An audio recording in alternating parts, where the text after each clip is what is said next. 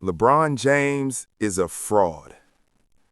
LeBron James once again proves that he's ever be mentioned in the same breath as the greats who have ever played this great game that we call National Basketball Association basketball. David Griffin was the general manager of the Cleveland Cavaliers throughout the whole stay, the second stint of LeBron James in Cleveland when he came back from Miami, up until the time that he left to the Lakers. Now, he's being asked about the current Cleveland Cavaliers team and, to acknowledge them and how great they are and all that other stuff. But during the answer to that question, he started talking about those years of the second stay of LeBron James and how lucky they were because the Eastern Conference was probably the easiest Eastern Conference in the history of the NBA. So what do you think? Are 8 straight finals still impressive knowing the conference was that weak? Or does this confirm that the path was smoother than people want to admit? Drop your take below, because this one is not simple. Let's break down exactly what Griffin said, because context matters. This is not a rival executive taking shots. This is not a commentator trying to stir drama. This is the general manager who worked directly with LeBron James and helped construct the roster that delivered Cleveland its longer-awaited title. When he talks about those finals runs, he is speaking from first-hand experience. Griffin said, one of the things we really benefited from was we were in a historically bad Eastern Conference all through those years. That is not subtle. That is not coded language.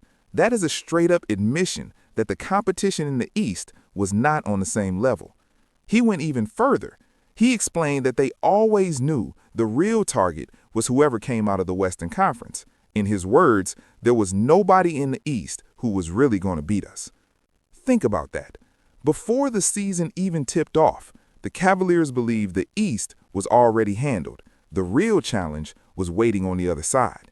He even called it the East was the LeBron Invitational for all of those years. That phrase did not come from social media. It did not come from a debate show. That was LeBron's own general manager describing the playoff landscape at the time. And once you hear it framed like that, it forces people to re-examine what those 8 straight finals really mean.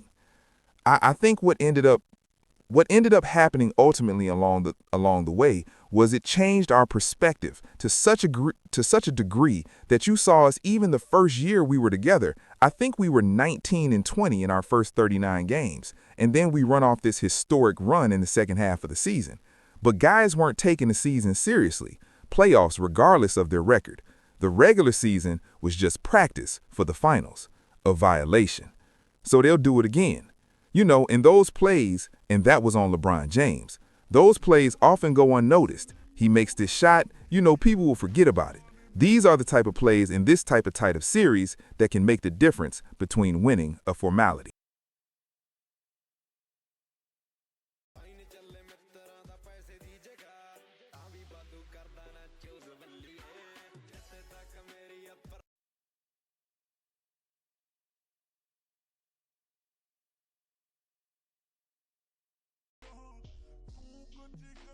That is how some people are starting to describe it now, an invitational, like LeBron was getting a yearly RSVP to the finals because the competition in the East was so weak that just showing up felt like enough. That is not a random fan talking. That is the narrative coming straight from the inside. And then it gets even more uncomfortable. Griffin compared those years to the current Cavaliers team led by Donovan Mitchell. He said, what they're doing is going to be more impressive when they achieve what they're capable of. The Eastern Conference is significantly more competitive than what we had. Read that carefully. The same executive who works side by side with LeBron is saying that if this new Cavs squad reaches the finals, it would be more impressive than 8 straight trips back then. Why? Because now the East actually has depth. Now there are real threats. Now getting through the bracket actually means something. Griffin also admitted that players on those LeBron teams did not always take the regular season seriously. At one point, he mentioned they started 19-20 through 39 games because guys were not locked in. And why would they be? They already believed nobody in the East could beat them when it mattered. The regular season was treated like warm-ups. The real focus was always whoever survived the Western Conference. Now, let's get into the numbers, because this is where it hits harder. During those 8 straight finals runs, LeBron faced only one All-NBA first-team player from the Eastern Conference. 1 in 8 years. That is not opinion. That is the statistical reality of that era. Look at some of the All-Star rosters from those seasons. The Atlanta Hawks once had 4 All-Stars. Kyle Korver, a 34-year-old spot-up shooter who was not creating his own offense, was considered one of the elite names in the conference. That tells you something about the overall talent pool. Pau Gasol was starting in the East All-Star game while playing for the Chicago Bulls. Solid player, respected career, but that was the level headlining the conference at the time. A lot of those names feel distant now because that era did not have the same star power depth. Meanwhile, the Western Conference was stacked. All-Star games regularly turned into lopsided showcases because the talent gap was obvious.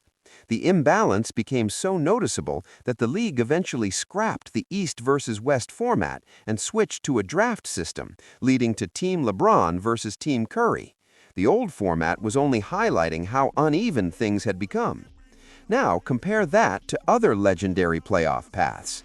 Michael Jordan defeated 20 teams with 50 or more wins in the postseason. Kobe Bryant defeated 26, the most ever. LeBron has played more total seasons in the NBA than the number of 50-win teams he has beaten in the playoffs. That is a wild stat when you really sit with it.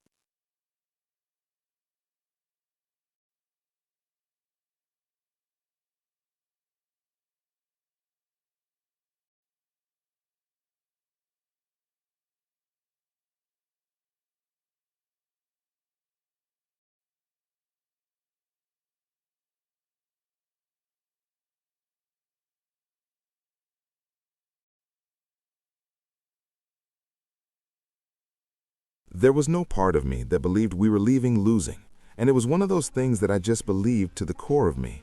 But it was because I felt like the only way we could win was to dig the hole we dug. That group needed it to be like that. That's wild. For whatever reason, they were so spoiled by success and needed it to be so damn difficult, they put themselves in a position that only they could overcome. But that was the greatness of that group. They lived for make it messy. Kobe is the only player to beat 4 50-win teams in a single championship run. LeBron has never done that. Part of the reason is simple. During most of his 8-year final stretch, the Eastern Conference rarely even had 4 50-win teams to begin with. Some years it had 2, maybe 3 if things lined up right. When you put all of that together, it forces people to ask a tougher question.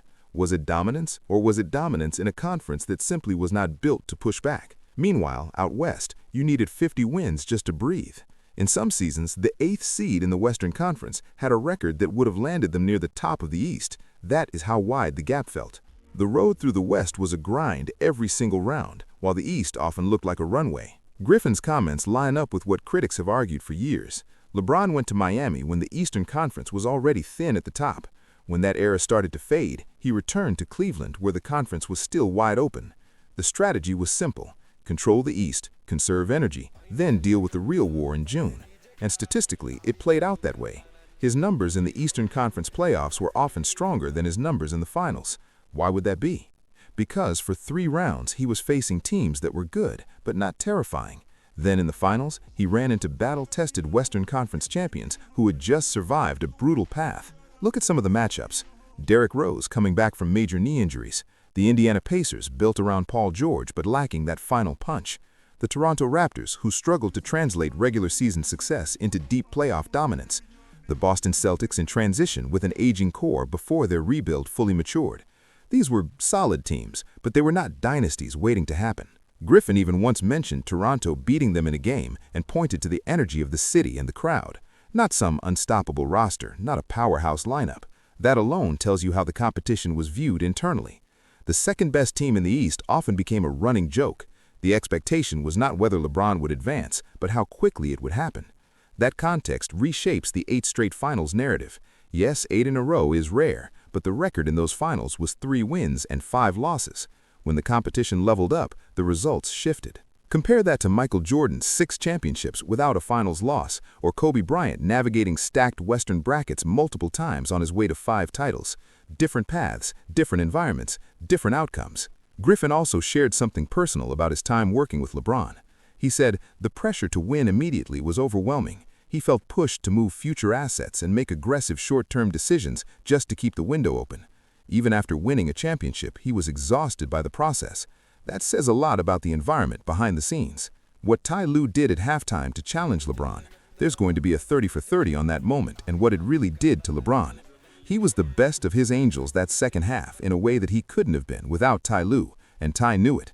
And to have the gift he had at that moment for handling that situation, and then for our locker room to deal with Ty Lue going at him the way they did, and to redirect LeBron to get the benefit out of it, that's a James Jones thing. That's wow. That's a Channing Frye thing. That's an RJ thing. That's a J.R. Smith thing.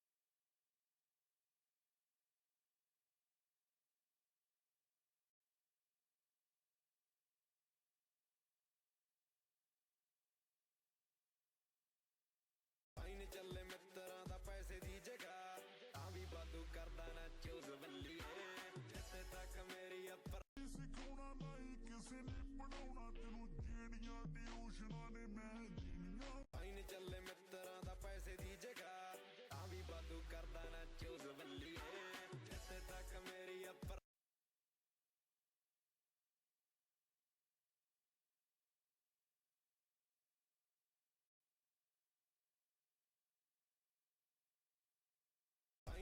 Look, man, is he right? Let's compare this to other great playoff runs. Michael Jordan beat 20 teams with 50 or more wins during his playoff career. There is also the long-standing narrative pattern. When the team wins, the spotlight shines brightest on LeBron. When they lose, the blame often shifts to teammates or coaching. Griffin hinted at that imbalance. Other executives and former players have suggested that managing expectations around LeBron can be intense. The image that once felt flawless now has visible cracks. Then there is the stat-chasing debate. Critics argue that LeBron stays in comfortable games to reach milestones while framing it as managing his body. Others point to selective rest against tougher opponents. Supporters call it smart longevity. Detractors call it legacy management. Either way, the conversation is not going away. When you stack Griffin's admissions, the conference strength, the finals record, and the behind-the-scenes pressure together, it forces a serious reassessment. Was it dominance over an era or dominance over a weaker side of the bracket? That question is getting louder, and now it is coming from voices who were actually in the room. That is not random. That is calculated legacy management. When David Griffin called the Eastern Conference an invitational, it did not just describe those Cleveland years. It exposed a bigger pattern in how LeBron has moved throughout his career. Every major decision lined up with opportunity. Every move positioned him where the road looked smoother.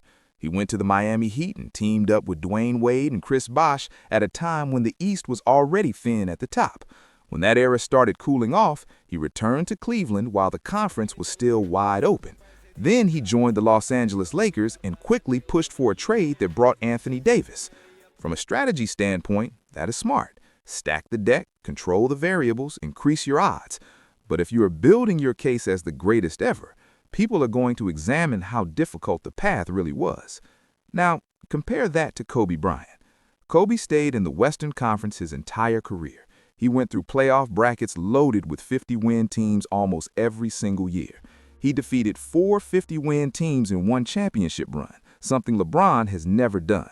And he did not constantly shift conferences to find breathing room. The level of competition he faced round after round was brutal. LeBron supporters point to the 8 straight finals as proof of unmatched consistency, but Griffin's words add context. That consistency was built in a conference that even insiders describe as historically weak. Being the best in a weaker environment still counts, but it hits differently when you look at what was happening on the other side of the league. Then you bring in the finals record. 3 wins, 5 losses during that 8-year stretch. Those 5 losses came against Western Conference teams that had just survived a far tougher road. When the competition reached its highest level, the results shifted. That becomes part of the evaluation, whether fans like it or not. Griffin also made it clear they did not treat the regular season with urgency because they believed no one in the East could seriously threaten them. That detail alone changes how those years are remembered. If the grind was lighter for 3 rounds and the real battle only started in June, the narrative of overcoming impossible odds feels different. None of this erases accomplishments, but it reframes them. When someone who was inside the front office confirms the conference was weak and the path was predictable, the conversation evolves. The image of constant uphill battles gives way to a more calculated picture, and once that perspective is out there, it is hard to ignore.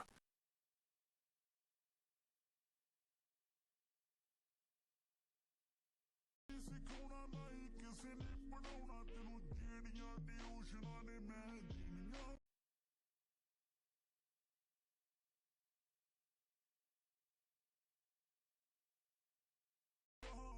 ਤੂੰ ਕੱਚੀ ਗਲੀਆਂ ਨੂੰ ਲੈ ਕੇ ਬੈਠੀ ਹਾਂ ਇੱਥੇ ਤਾਰੇ ਤੋੜ ਦਿੱਤੇ ਆ